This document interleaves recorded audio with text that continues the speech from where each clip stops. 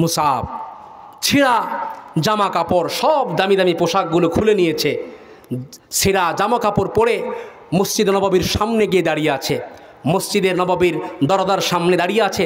সাহাবীরা মুসাবকে চিনতে পারে না, মুসাবকে চিনতে পারে নাই যে মক্কার জমিনে সব থেকে স্টাইলিশ মার্কা যুবক, চেহারাটা মলিন হয়ে গেছে, চিনতে পারে না। কিন্তু আল্লাহর হাবিব সঙ্গে সঙ্গে চিনতে পেরেছেন। আল্লাহর হাবিব সাহাবীদেরকে বলতেছেন, ও সাহাবীরা, এটা আমার মুসাব। মুসাবের এই দৃশ্য, মুসাব সব কিছুকে আল্লাহর জন্য ত্যাগ করেছেন। কন্যা সুবহানাল্লাহ। ও আমার সাহাবীরা, মুসাবকে জায়গা করে দাও, মুসাবকে মসজিদে নববীতে বসার জায়গা করে দাও। মুসাব মসজিদে নববীতে জায়গা করে দিলেন। ইতিমধ্যে মদিনা থেকে কিছু লোক চলে আসলেন। আমার ভাইয়েরা, আল্লাহর নবীজির হাতে হাত রেখে কালিমা পড়লেন, নবীজির হাতে হাত রেখে কালিমার ঔষধা পান করলেন। এক পর্যায়ে আল্লাহর হাবিব সিদ্ধান্তে উপনীত হলেন, মদিনায় একজন প্রতিনিধি পাঠানো দরকার। কাকে মদিনায় প্রতিনিধি হিসাবে পাঠাবেন? আমার ভাইরা সিদ্ধান্ত নিলেন, মনে মনে চিন্তা করলেন, মুসাব সুদর্শন একজন যুবক, স্মার্টনেস, উপস্থাপনা, সুন্দর সুন্দর ভাষা উপস্থাপন করতে পারে।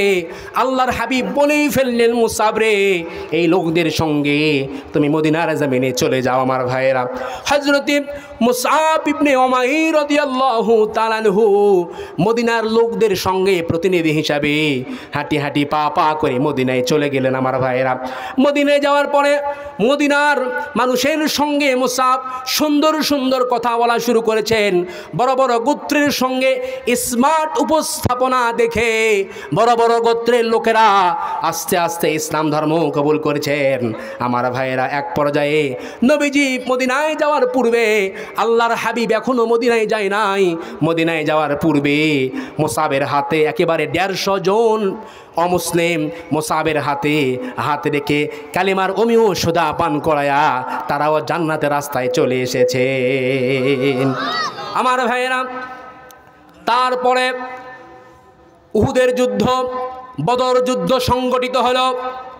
বদর যুদ্ধে হযরতে মুসআব একেবারে বীর বিক্রমা জিহাদ করছেন, বীর বিক্রমা যুদ্ধ করছেন। হযরতে মুসআব বদরের যুদ্ধে বীরত্ব প্রকাশ করে যুদ্ধ করেছেন। আমার ভাইরা, বদরের যুদ্ধে মুসলমানরা বিজয় লাভ করলেন। তারপরে উহুদের যুদ্ধের যখন দামামা বেজে গেল, উহুদের যুদ্ধের যখন দামামা বেজে গেল, আমার ভাইরা, এমন সময় আল্লাহর হাবিব সাল্লাল্লাহু আলাইহি ওয়াসাল্লাম প্রতিনিধি হিসাবে কাকে উহুদের যুদ্ধে পাঠাবেন সিদ্ধান্ত উপনীত হলেন। মুসাব সুদর্শন একজন যুবক, স্মার্ট উপস্থাপনা, সুন্দর সুন্দর কথা বলতে পারেন। আল্লাহর হাবিব হযরতে মুসআব ইবনে উমাইর রাদিয়াল্লাহু তাআলা আনহুকে, আমার ভাইরা, একেবারে প্রতিনিধিত্ব দিয়ে উহুদের প্রান্তরে হযরতে মুসআবকে পাঠাইলেন। আমার ভাইরা, উহুদের প্রান্তরে প্রাথমিক পর্যায়ে উহুদের যুদ্ধে মুসলমানদের বিপর্যয় ঘটে গেল। বিজয়ী কাফেররাও ছিনিয়ে নিয়ে যেতে পারে নাই, মুসলমানদেরও বিজয় হয় নাই। আমার ভাইয়েরা, এমন সময় হযরতে মুসআব এক হাতে কালিমার ঝান্ডা আর এক হাতে তলোয়ার নিয়ে একেবারে ঘোড়া হাঁকিয়ে হাঁকিয়ে, আমার ভাইয়েরা, উহুদের যুদ্ধে বীর বিক্রমা যুদ্ধ করেছেন। এক পর্যায়ে মুসলমানদের যখন বিপর্যয় ঘটে, 70 জন সাহাবা শাহাদাত যখন বরণ করেছেন, এদিকে ইবলিস শয়তান এ গুজব ছড়িয়ে দেয়, মুহাম্মদ দুনিয়াতে নাই, মুহাম্মদ দুনিয়াতে নাই। আমার ভাইরা, মুহাম্মদ নিহত হয়ে গিয়েছেন।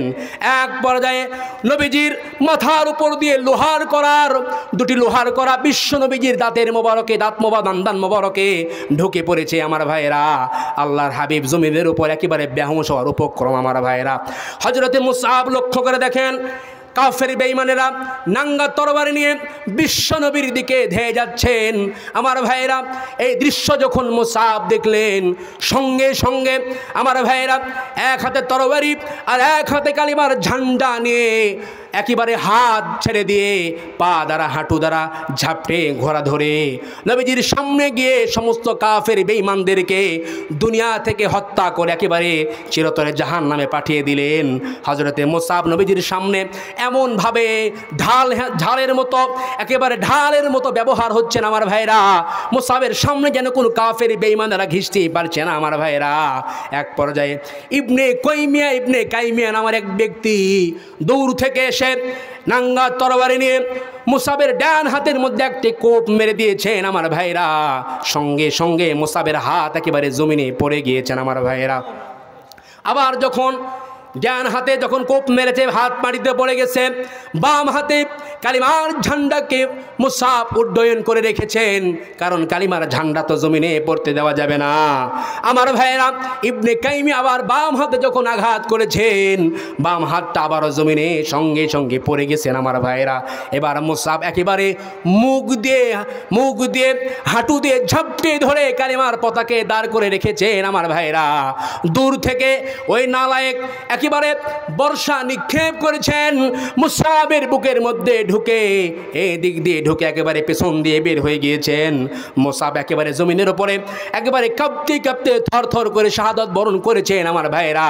তারপরেও কিন্তু কালিমার ঝান্ডা জমিনে পড়তে দেয় নাই, কালিমার ঝান্ডাকে উত্তোলন করে রেখেছিলেন আমার ভাইয়েরা, যার্রা পরিমাণ মাটিতে পড়তে দেয় নাই আমার ভাইয়েরা। আল্লাহর হাবিব যখন হুঁশে আসলেন ওইদিকে নবীজি বেহুশ হয়ে পড়েছেন। হযরত আবু বকর সিদ্দিক রাদিয়াল্লাহু তাআলা আনহু আমার ভাইরা, নবীজির চেহারা মোবারক থেকে লোহার করা খোদার জন্য তিনি একেবারে দৌড় দিয়ে গিয়েছেন। হযরতে আবু উবাইদা ইবনুল জাররাহ তিনিও ছুটে এলেন। হযরতে আবু উবাইদা ইবনুল জাররাহ হযরতে আবু বকরকে বাধা দিয়ে বললেন, ভাই আবু বকর, তুমি তো অত্যন্ত সৌভাগ্যবান, প্রত্যেকটা মুহূর্তে মুহূর্তে নবীজির সঙ্গেই তুমি থাকো, অন্তত আজকের মতো এই সৌভাগ্যবান কাজটা তুমি আমাকে করতে দাও। আমার ভাইয়েরা, এই খেয়াল করে নবীজির চেহারা মোবারক থেকে যখন লোহার করা খোলার জন্য একেবারে কামড়ে ধরে দাঁত দিয়ে যখন টান দিয়েছেন আমার ভাইয়েরা, সঙ্গে সঙ্গে লোহার করা খুলে গিয়েছেন এবং আবু উবাইদার একটি দাঁত পড়ে ভেঙে গেছে, তিনি ভ্রুক্ষেপ করেন নাই। আবার অপর করাটি খোলার জন্য কামড়ে ধরে টান দিয়েছেন আমার ভাইয়েরা, সঙ্গে সঙ্গে অপর করাটিও খুলে গিয়েছে, আবু উবাইদার আরও একটি দাঁত ভেঙে গেছে। নবীজি তারপরেও কোনো আবু উবাইদা কোনো জাররা পরিমাণ কোনো ভ্রুক্ষেপ করে নাই। আমার ভাইয়েরা, নবীজির চেহারা রক্তাক্ত হয়ে গেল, আল্লাহর হাবিবের চেহারা একেবারে রক্তাক্ত হয়ে গেল।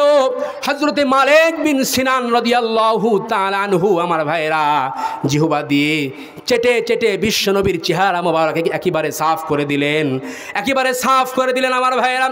নবীজি যখন হুঁশে আসলেন এক পর্যায়ে সাহাবীদেরকে বলেই ফেললেন, ও আমার সাহাবীরা, আমার মুসাব কোথায়, আমার মুসাব কোথায়? আমার ভাইয়েরা, সাহাবারা খবর নিয়ে দেখেন মুসাবের হাত নাই, মুসাবের ডান হাত নাই, বাম হাত নাই। আমার ভাইয়েরা, বুকের মধ্যে বর্ষা ঢুকে মুসাব শাহাদত বরণ করেছেন আমার ভাইয়েরা। তারপরে কালিমাকে জমিনের উপরে পড়তে দেয় নাই, মাটিতে পড়তে দেয় নাই আমার ভাইয়েরা। আল্লাহর হাবিবকে বলতেছেন, নবী গো, ইয়া রাসূলুল্লাহি, ইয়া হাবিব আল্লাহ, নবী গো, আপনার মুসাব তো দুনিয়ার জমিনে আর বেঁচে নাই, আপনার মুসাব তো শাহাদত বরণ করেছেন ইয়া রাসূলুল্লাহ। তারপরে মুসাব কিন্তু কালিমার ঝান্ডাকে যাররা পরিমাণ জমিনে পড়তে দেয় নাই।